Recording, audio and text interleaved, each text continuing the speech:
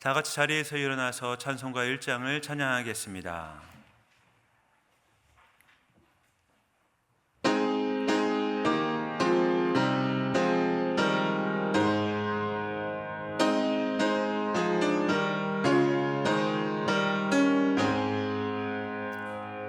만복의 근원 하나님, 온 백성 찬송 드리고, 저 천사여 찬송하세. 찬송 성부 성자 성령.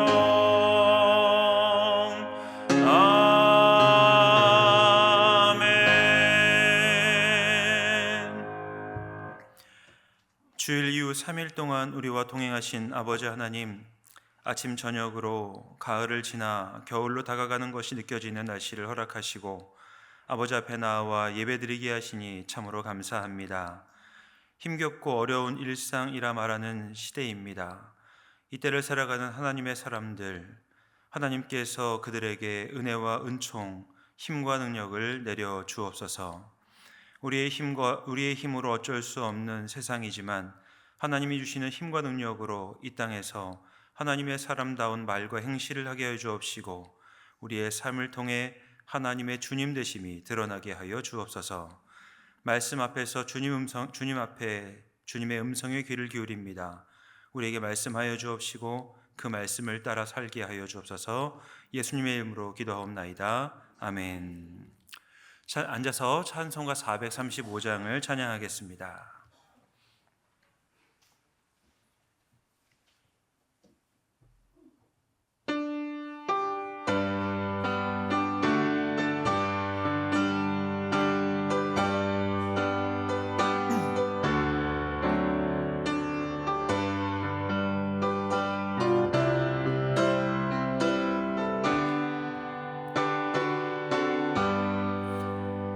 나의 영원하신 기록 생명보다 귀하다.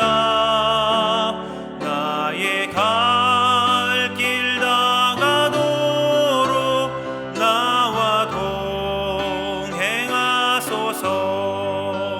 주께로 가까이 주께로 나의 갈 길 다가도록 나와 동행하소서. 세상 부귀한 일함과 모든 명예 버리고 험한 길을 가는 동안 나와 동행하소서. 주께로 가까이 주께로 가오니 나의 갈 길 다가도록 나와 동행하소서. 어두운 골짝 지나가며 험한 바다 건너서 천국문에 이르도록 나와 동행하소서. 주께로 가까이 주께로 가오니 나의 갈 길 다가도록 나와 동행하소서.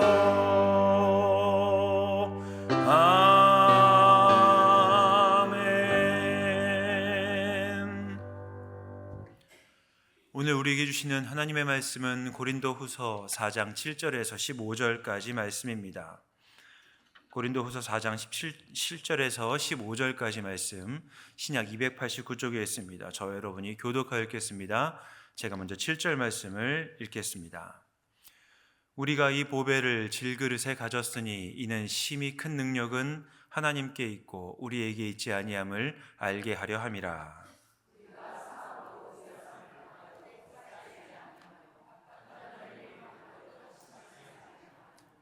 박해를 받아도 버림받지 아니하며 거꾸러뜨림을 당하여도 망하지 아니하고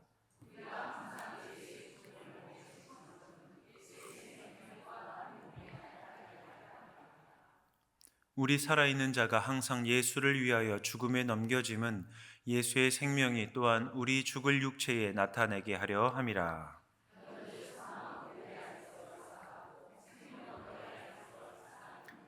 기록된 바 내가 믿었으므로 말하였다 한 것 같이 우리가 같은 믿음의 마음을 가졌으니 우리도 믿었으므로 또한 말하노라.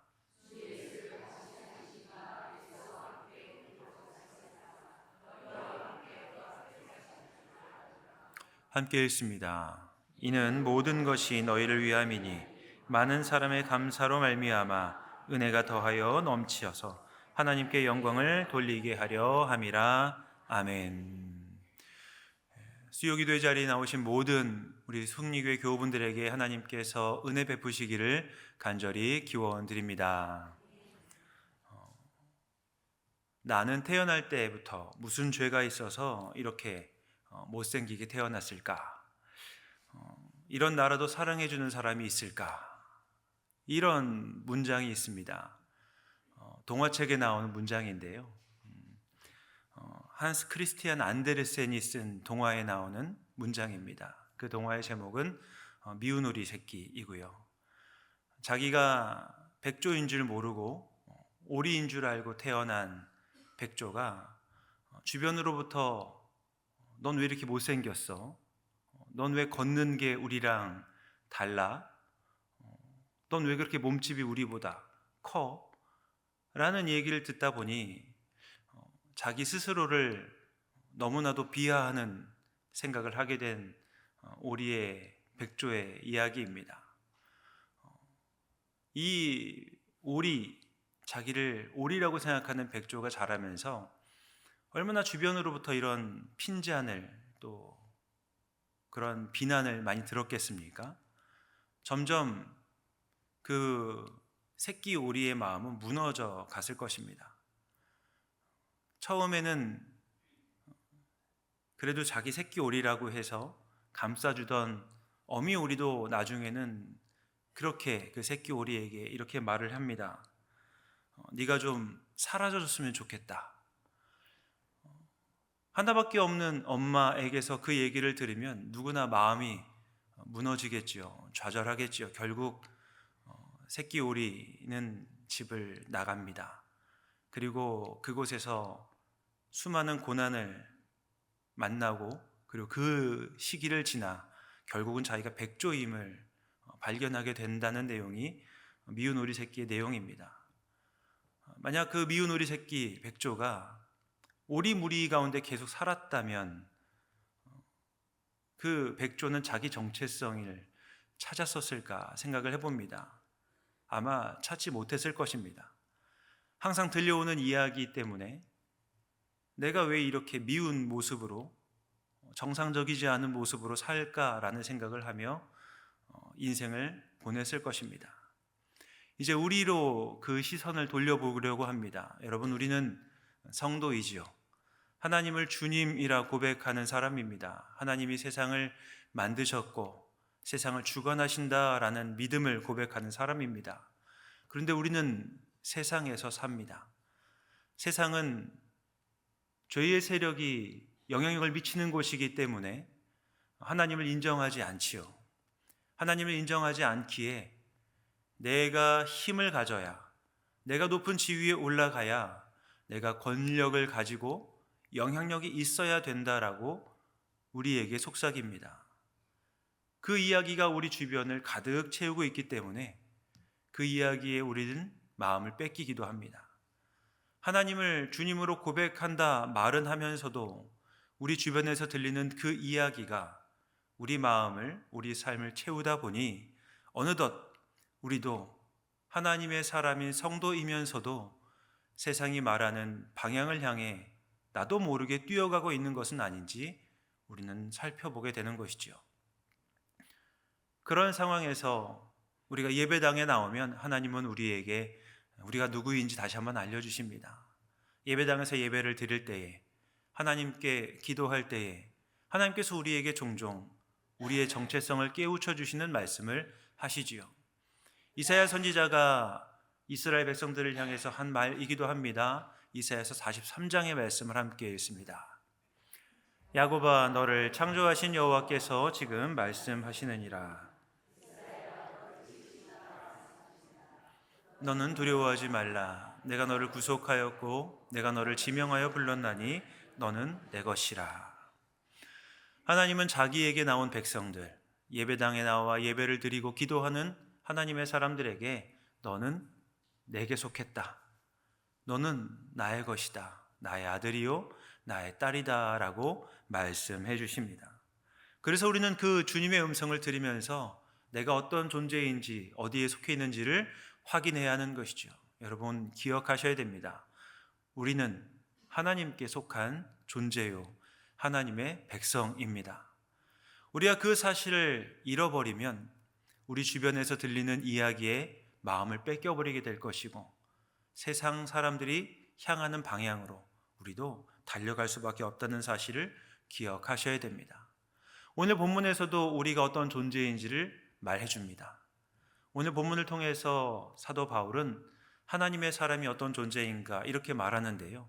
고린도후서 4장 7절 상반절 말씀을 함께 읽겠습니다. 우리가 이 보배를 질그릇에 가졌으니. 바울은 우리에 대해서 보배를 가진 사람이다 라고 말합니다. 보물을 가진 사람이라는 뜻이기도 하지요. 우리가 누구인가? 우리는 보배를 가진 그런 사람입니다. 이 보배가 그럼 무엇일까요? 이 보배에 대해서 바울은 이렇게 설명해 나갑니다. 우리가 가진 보배가 무엇인지 설명해 나갔는데요. 그 보배가 무엇인지 바울은 이렇게 보여줍니다. 본문 10절 말씀인데요. 함께 읽도록 하겠습니다. 우리가 항상 예수의 죽음을 몸에 짊어짐은 예수의 생명이 또한 우리 몸에 나타내게 하려 함이라. 바울은 7절에서 우리가 가진 보배가 심히 큰 능력이라고 말해줍니다. 심히 큰 능력을 가진 것인데 이 능력이 무엇인가? 10절에서는 이렇게 말하죠. 예수의 죽음 그리고 예수의 생명이라고 말합니다. 성도가 가진 보배가 무엇인가 하면 심히 큰 능력을 가진 아주 강한 힘과 능력인데 그 힘과 능력이 바로 예수의 죽음과 예수의 생명으로 드러난다라는 것이죠. 그런 면에서 성도가 가진 보배는 바로 하나님이라고 할 수 있습니다. 하나님이 성도에게 찾아오셔서 성도가 어떤 존재인지를 알려주시고 그리고 성도가 성도답게 되는 것이 어떻게 이루어졌는지를 깨닫게 하십니다. 바로 예수의 죽음과 부활을 통해서 말이죠. 예수님께서 죽으십니다. 죽음은 끝이라고 할 수 있는데 죽음이 끝이게 아니게 하신 분, 바로 하나님께서 부활의 능력으로 이 보배를 우리에게 찾아와 주셨고 안겨주셨고 그리고 우리에게 이 보배를 품은 삶을 살게 하셨습니다. 그런 측면에서 성도가 가진 보배는 바로 하나님이라고 할 수 있을 것입니다. 복음이 보배이고 그 복음을 가능하게 하신 하나님이 보배입니다. 그래서요, 성도는 예수님의 죽음, 예수님의 부활, 예수님의 생명을 바로 나의 죽음과 나의 부활로 고백할 수 있는 사람이기도 합니다. 바울이 로마 교회 성도를 향해서 이 예수님의 죽음과 예수님의 부활이 어떻게 성도에게 다시 성도의 죽음과 부활로 연결되는지를 이렇게 설명하는데요. 로마서 6장 3절에서 5절 말씀을 저희가 함께 읽도록 하겠습니다. 무릇 그리스도의 예수와 합하여 세례를 받은 우리는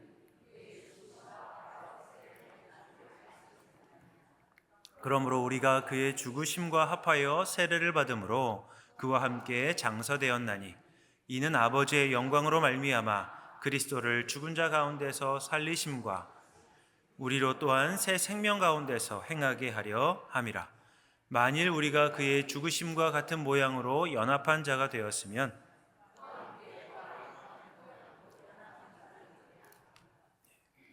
바울은 로마 교회를 향한 이런 편지에서 예수님의 죽으심으로 우리도 죽었고 예수님이 다시 살아나심으로 우리도 다시 살아난 부활의 열매를 맛본 사람이다라고 말합니다.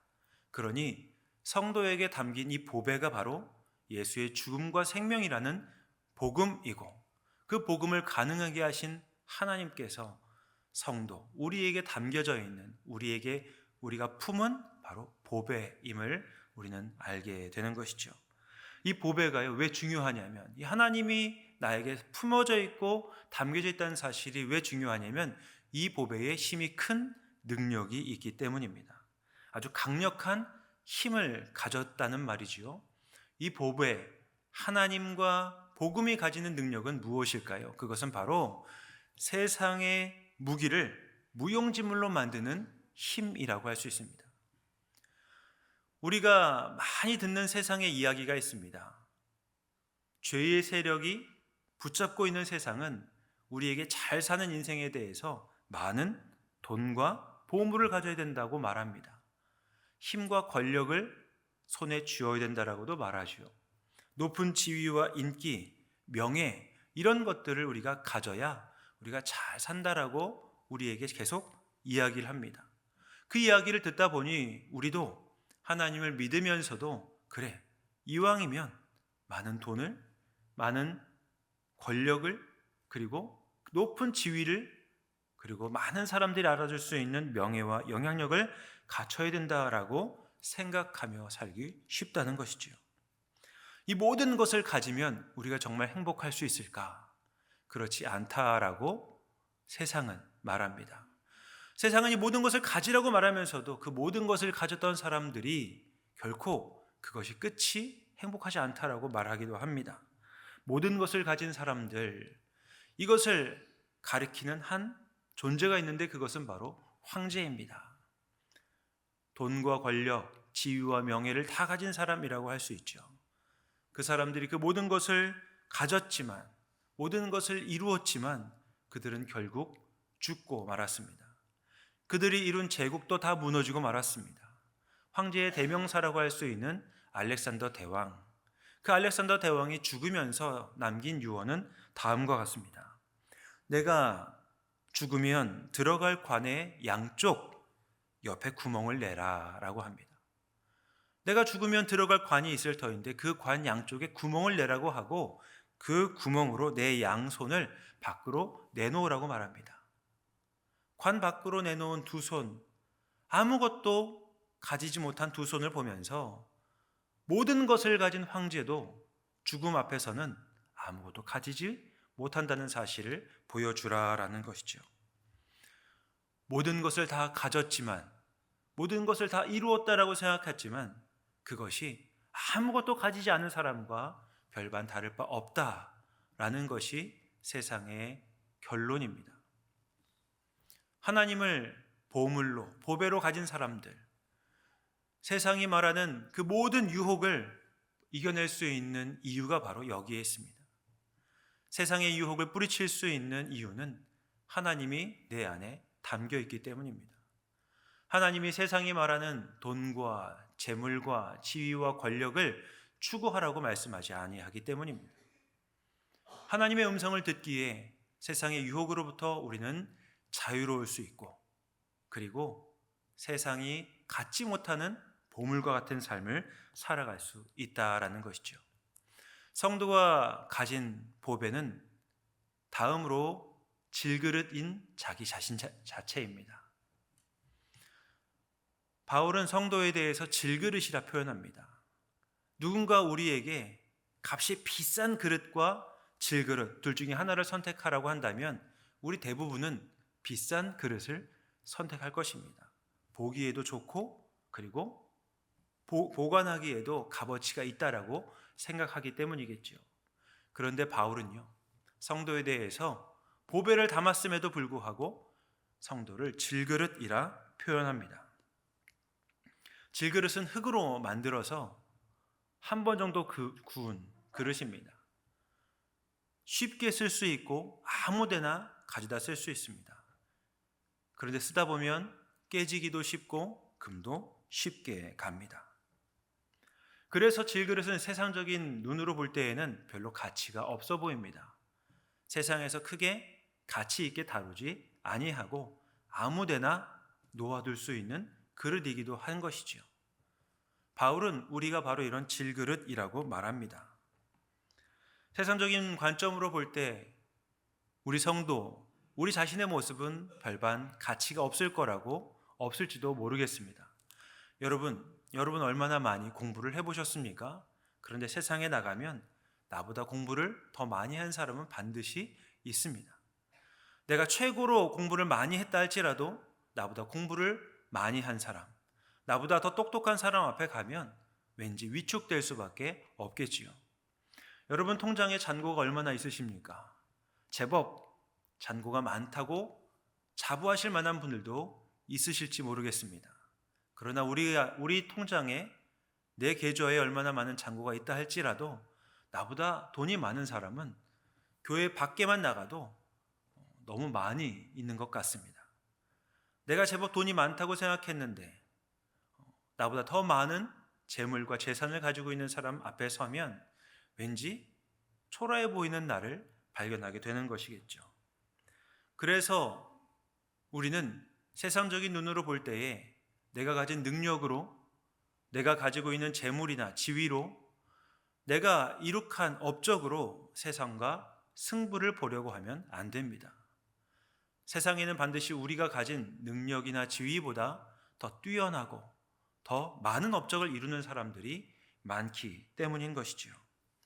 그래서 성경은 성도에게 외모나 지위, 능력으로 승부를 보지 말라 말합니다.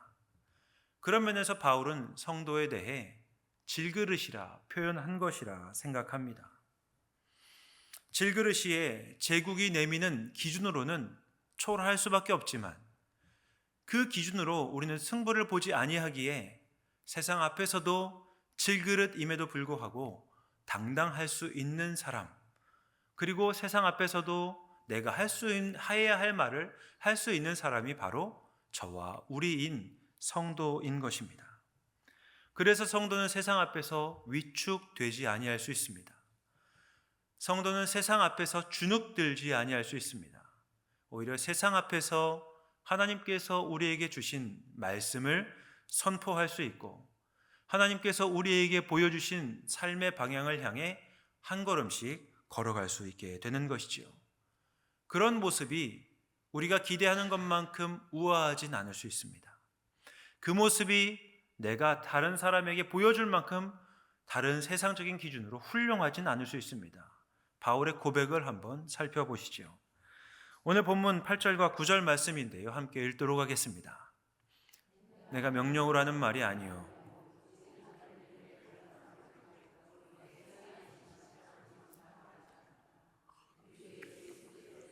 너희가 부여하신 이로써 너희를 위하여 가난하게 되심은 그의 가난하심으로 말미암아 너희를 부유하게 하려 하심이라.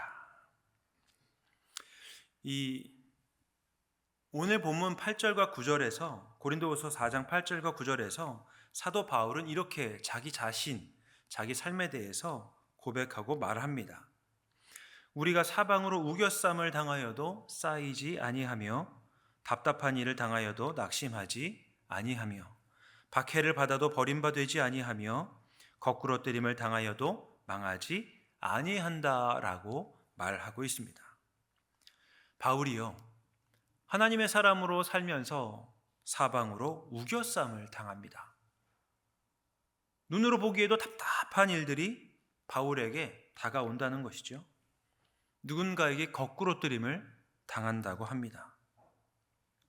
이런 바울을 가만히 보니 그래, 바울의 인생이 질그릇이란 자기 표현하고 딱 어울린다라는 생각이 들 정도입니다. 그런데 바울이요, 억울해하지 않습니다. 바울이 살아간 삶을 보니까요, 그가 감옥에 갇혔을 때도 바울은 그 자리에서 찬송을 하더라고요. 그가 억울한 일을 당하고 돌에 맞아 죽을 지경이 되었는데 다시 돌에 맞아서 죽었는 줄 알았던 바울이 일어나더니 복음을 가지고 자기에게 돌을 던진 사람들에게 가는 모습을 우리가 볼 수 있습니다. 그가 우겨쌈을 당한다라고 하죠. 주변에 자기를 비난하고 정죄하려는 수많은 사람이 있는데 그는 오히려 그 자리에서 나는 우겨쌈을 당하지 않는다라고 말합니다. 그가 사는 모습을 가만히 보면 고구마 10개 정도 먹은 것처럼 답답해 보입니다. 왜 저렇게 바보처럼 사나? 그런데 이런 답답한 일을 만나면서도 바울은 낙심하지 않고 산다고 자기를 말합니다. 그가 가는 곳마다 박해를 받고 핍박을 당하지요. 여러분, 내가 가는 곳마다 박해와 핍박을 받는다고 하면 우리가 그 자리에 걸어가고 싶겠습니까? 이 자리에 계신 모든 분들 아무도 걸어가고 싶다고 생각하지 않으실 겁니다. 그런데 바울이 그 길을 걸어갑니다. 그 자리를 찾아갑니다. 그리고 거기서 기꺼이 박해와 핍박을 받지요. 그는 사람들에게 매를 맞습니다. 거꾸로 뜨림을 당하고 죽을 지경에 가지만 그 자리를 외면하지 않습니다. 왜냐하면 바울은 자기에 대해서 질그릇이라 표현하기 때문입니다. 난 질그릇이니까. 나는 쉽게 깨지는 사람이니까. 나는 원래 다른 사람에게 귀한 대접을 받을 존재가 아니니까. 기꺼이 거꾸로 뜨림을 당하는 자리, 기꺼이 박해를 받는 자리, 그리고 기꺼이 우겨쌈을 당하는 자리에도 머무릅니다. 왜냐하면 세상이 말하는 기준으로 그는 평가받지 않고 있기 때문이지요. 바울은 이미 하나님과 함께 하면서 예수의 죽음과 부활을 경험했기에 그가 당하는 박해 끝에 있는 죽음까지도 그는 두려워하지 않고 있는 것이지요. 그래서 보배를 담은 질그릇, 그 질그릇은 세상의 가장 강한 무기를 무력화시킬 수 있는 무용지물로 만드는 질그릇이기도 합니다. 그 질그릇에 보배가 담겨 있기 때문이지요. 그럼 이 보배를 담은 질그릇, 그의 인생은 어떤 삶의 모습을 보여줄까요? 그가 보여주는 삶의 모습은 희생과 죽음입니다. 보배를 담은 성도의 삶에서 삶이 드러나는, 삶이 보여주는 것은 죽음과 희생인 것이죠. 고린도 후서 4장 11절에서 12절 말씀을 함께 읽도록 하겠습니다. 우리 살아있는 자가 항상 예수를 위하여 죽음에 넘겨짐은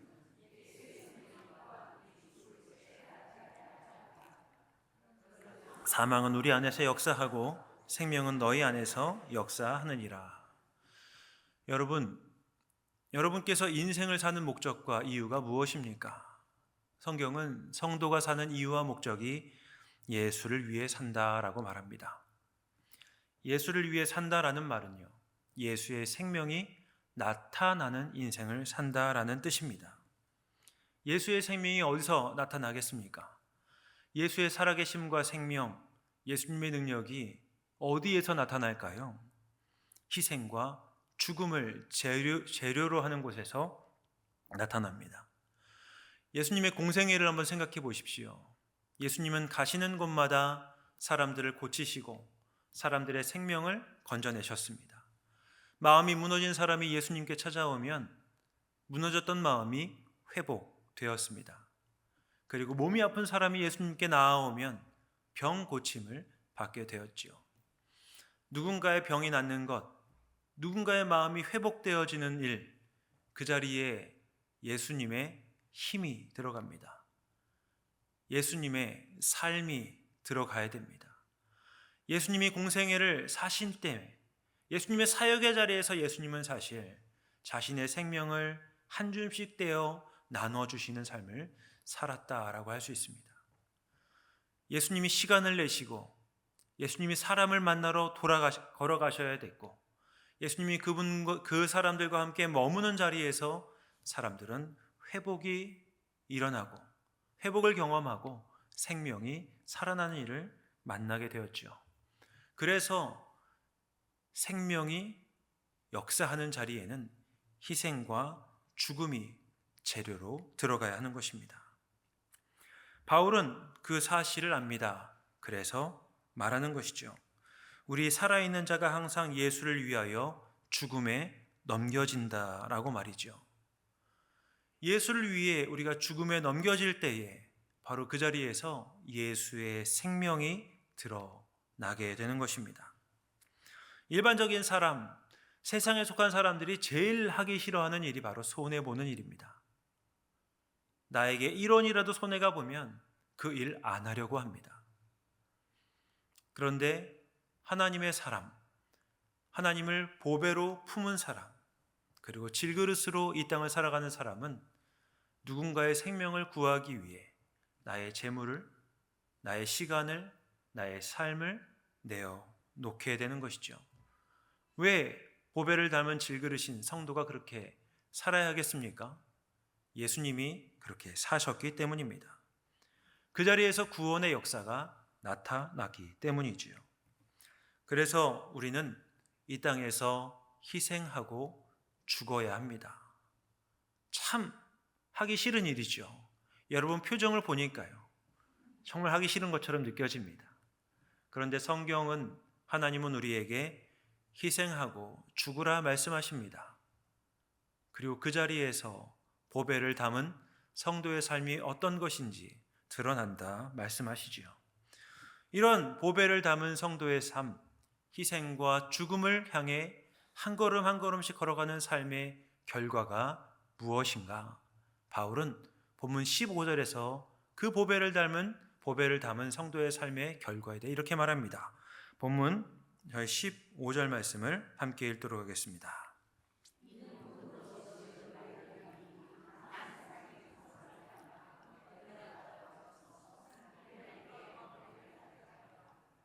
다시 한번 읽습니다. 이는 모든 것이 너희를 위함이니 많은 사람의 감사로 말미암아 은혜가 더하여 넘쳐서 하나님께 영광을 돌리게 하려 함이라. 아멘.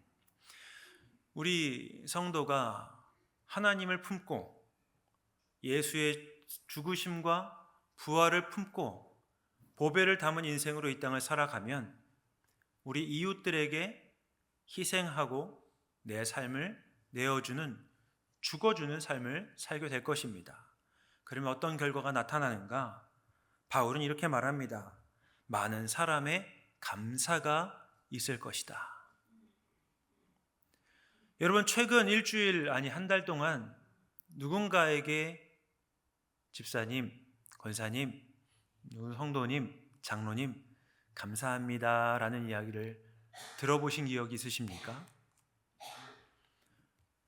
우리의 말과 행실, 우리의 삶을 통해서 우리는 누군가를 섬기기도 하고 누군가의 생명을 구원해내는 삶을 살아갑니다. 그러면 그것을 경험한 사람이 우리에게 하나님의 은혜로 말미암은 감사를 표현하게 되는 것이죠. 성도가 희생해야 되는 이유가 바로 여기 있습니다. 이 감사를 하나님이 보시기 때문입니다. 이 감사에 하나님의 은혜가 담기기 때문입니다. 그래서 우리는 내가 신앙생활을 잘하고 있는지 아니면 신앙생활을 잘 못하고 있는지를 분별하고 점검할 수 있습니다. 누군가 나의 삶을 통해서 감사하는 사람들의 고백이 들려진다면, 나에게 그런 이야기가 확인되어진다면, 누가 내 덕분에 내 앞에서 한번 속을 풀어낼 수 있다고 한다면 우리는 신앙생활을 잘하고 있다라고 생각할 수 있는 것이죠. 성경은 이런 보배를 담은 인생을 사는 성도에게는 감사와 은혜가 흔적으로 남는다라고 말합니다. 여러분에게는 어떤 삶의 흔적이 남아 있으십니까? 아름다운 흔적을 생각할 때 제가 예전에 읽었던 책 가운데서 생각나는 인물이 있습니다. 안수현이라는 분 이름인데요. 그분의 얼굴은 이렇게 생겨 있습니다. 네, 젊죠. 이분은 군의관이셨고요. 제가 전임 전도사로 사역했던 영락교회 청년이기도 하였습니다. 열심히 공부해서 의사가 되고 군의관이 되었는데 33살의 나이에 유행성 출혈열에 걸려서 이 세상을 떠났습니다. 이 청년에 대해서 쓴 여러 글 중에 제가 한 부분을 좀 발췌해서 읽어드리도록 하겠습니다. 이렇게 청년 의사 안수현에 대해서 기록합니다. 청년 의사 안수현, 누구는 그를 바보라 불렀다. 자기 것을 챙길 줄 모르는 그에 대한 답답함과 미안함이 담긴 말이었다. 그는 자신의 돈과 시간의 대부분을 남을 위하여 썼다. 돈이 없어 검사를 받지 못하는 조선족 할아버지의 검사비를 대신 내주고, 집과 교회가 거리가 멀어 차를 타기 위해 예배 중간에 나가야 하는 후배의 운전사를 자청했다. 손에는 늘 책과 찬양 테이프를 가지고 다녔다. 교회 후배, 병원 동료, 환자들, 심지어 환자의 가족들까지 가리지 않고 그에게 필요하다 싶은 책과 찬양 테이프를 선물했다. 그가 선물한 것은 이뿐만이 아니다. 밤이면 병원을 돌며 맡은 환자들을 붙잡고 조용히 기도했다. 소망이 없다고 생각하며 시리에 빠진 암 환자들을 찾아가 말동무가 되어 주었다. 2003년 군의관으로 입대한 후에는 병사들의 친구로 지냈다. 영창을 방문해 일일이 책 선물을 했다. 군의관 신분상 유격훈련 등을 하지 않아도 됐지만 병사들과 함께 행군을 하고 그들과 어울렸다. 그러던 중 예기치 못한 병이 그를 찾아왔다. 유행성 출혈열로 갑자기 쓰러진 후 약 한 달 만인 2006년 1월 5일 청년 의사는 세상을 떠났다. 당시 그의 나이 33이었다. 4,000명이 넘는 조문객이 빈소를 찾았다. 병원 매점 아주머니, 구두 닦는 아저씨, 방사선 기사 등 모두 안씨가 베푼 사랑을 받은 사람들이었다. 구두 닦기 아저씨는 청년 안수현을 의사이면서도 늘 90도로 인사하던 겸손한 사람으로 기억했다. 바보 의사는 세상을 떠났지만 사람들은 그를 잊지 못했다. 이 청년이 살아왔던 삶을 조명하여 쓴 책이 바로 그 청년 바보 의사라는 책입니다. 여러분, 우리가 살아온 삶에 얼마나 많은 사람들이 보배를 담은 질그릇으로 우리를 평가할까요? 우리가 이 세상을 오늘 떠난다고 한다면 내 삶을 통해 감사함을 표현할 수 있는 어떤 사람들이 남아있을까요? 말씀을 마치려고 합니다. 여러분, 우리는 이 세상을 어느 방향을 향해 나아가고 있습니까? 세상이 말하는 돈과 재물, 지위와 명예, 그것을 쥐겠다고 전속력으로 뛰어가고 계십니까? 아니면 하나님, 예수의 죽음과 부활이라는 보배를 품은 삶을 살아가고 계십니까? 하나님께서는 우리에게 보배를 담은 인생을 살아가라 말씀하십니다. 하나님과 동행하면서 복음을 내 말과 행실을 통해 가정과 삶의 자리에 흘려보내라 말씀하십니다. 그렇게 살아가는 것이 우아하진 않을 수 있다 할지라도, 세상이 부러워할 만한 삶은 아니라 할지라도, 사방으로 우겨쌈을 당하는 자리라 할지라도 그 삶의 자리에서 질그릇으로 살아가라 하십니다. 그 질그릇으로 살아가면 우리의 삶의 흔적에 하나님을 향한 감사의 고백이 담는다 말씀하십니다. 그리고 그 고백에서 우리는 하나님의 은혜를 경험하고 체험하게 되겠지요. 성도는 이 두 길 가운데 한 길을 걸어가는 사람입니다. 여러분께서는 어떤 길을 걸어가시겠습니까? 내가 질그릇임을 날마다 기억하고 확인하십시오. 그리고 그 질그릇에 하나님이란 보배가 담겨 있는지 늘 점검하십시오. 그리고 하나님께서 우리를 이끄시는 길, 누군가를 위해 희생하고 죽는 자리로 여러분 걸어가십시오. 그 길 걸어갈 만한 것이라 하나님 말씀하십니다. 그리고 우리보다 앞서서 예수님께서 걸어가셨습니다. 그 자리에서 하나님의 은혜와 은총을 풍성하게 경험하며 살아가시는 여러분들 되시기를, 그래서 여러분의 말과 행실을 통하여 우리의 가정과 모든 삶의 자리에 하나님의 주님 되심이 드러나는 하나님 나라가 세워지기를 주님의 이름으로 간절히 기원드립니다. 기도하겠습니다. 함께 마음을 모아서 기도하도록 하겠습니다. 우리가 이 세상에서 보배를 담은 인생으로 살라고 주님은 말씀하십니다. 내가 어디를 향해 가고 있는지 이 시간 함께 살펴보시고, 주님, 제가 보배를 닮은 질그릇으로 이 땅을 살아갈 수 있도록 나에게 말씀하여 주옵소서. 주님의 말씀에 순종하며 삶의 자리를 한 걸음씩 걸어가게 해 주옵소서라고 이 시간 함께 기도하겠습니다. 사랑과 은혜가 많으신 아버지 하나님, 우리에게 질그릇으로 살아갈 말씀하시는 주님의 음성이 들려옵니다. 하지만 우리가 그 음성을 외면하며 살고 싶을 때가 얼마나 많이 있습니까? 하나님께 속한 사람임에도 불구하고 세상의 이야기에 우리 마음을 다 빼앗겨 버려서 질그릇이 아니라 명품 그릇으로 살아가고 싶은 마음이 우리에게 얼마나 많이 있습니까? 하지만 하나님께서 우리에게 보여주시는 희생과 죽음의 길, 그 십자가의 길을 걸어가도록 인도하여 주옵시고, 그 길을 걸어가며 내 삶의 자리에 하나님을 향한 감사의 고백이 흔적으로 남게 하여 주시옵소서.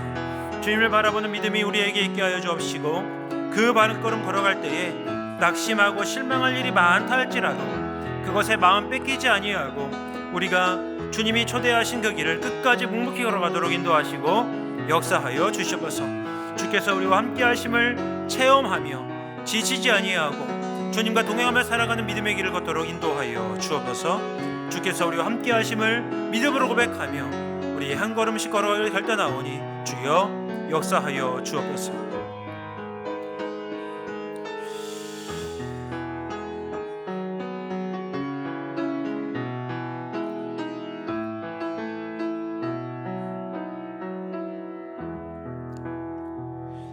우리에게 보배를 담은 인생을 살라고 말씀하시는 아버지 하나님, 세상으로부터 수많은 이야기가 들려옵니다. 더 높아져야 한다고, 더 많이 가져야 한다고 소리치는 세상의 이야기가 우리 마음을 뺏으려 합니다. 성령 하나님, 우리가 하나님께 속한 사람임을 알려주옵소서. 세상의 위협과 유혹을 이겨낼 힘을 주옵소서. 잠시 실망하고 넘어져 있는 모든 사람들이 있다 할지라도 그 자리가 결론이 아님을 깨닫게 하시고 다시 한번 일어서서 하나님을 품은 질그릇으로 이 땅을 살아가도록 역사하여 주옵소서. 예수님의 이름으로 기도하옵나이다. 아멘. 교회 앞에 알리는 소식 전해드리도록 하겠습니다. 내일 수능 시험 날입니다. 그래서 수험생을 위한 기도회가 오전 8시 40분부터 본당에서 진행됩니다. 함께 마음을 모아서 65명의 우리 승리교회에 속해 있는 수험생들을 위해서 함께 기도해 주시길 부탁드리겠습니다.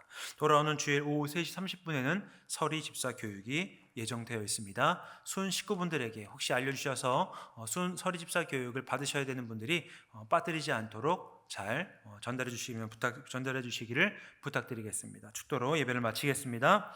지금은 우리를 구원하신 우리 주 예수 그리스도의 은혜와 하나님의 한이 없는 사랑하심과 성령의 교통하심이 보배를 담은 인생을 살기를 소망하는 모든 교우들의 머리 위에, 이들의 가정과 생업의 현장과 모든 삶의 자리 가운데 이제로부터 영원토록 함께 하시기를 간절히 축원하옵나이다. 아멘.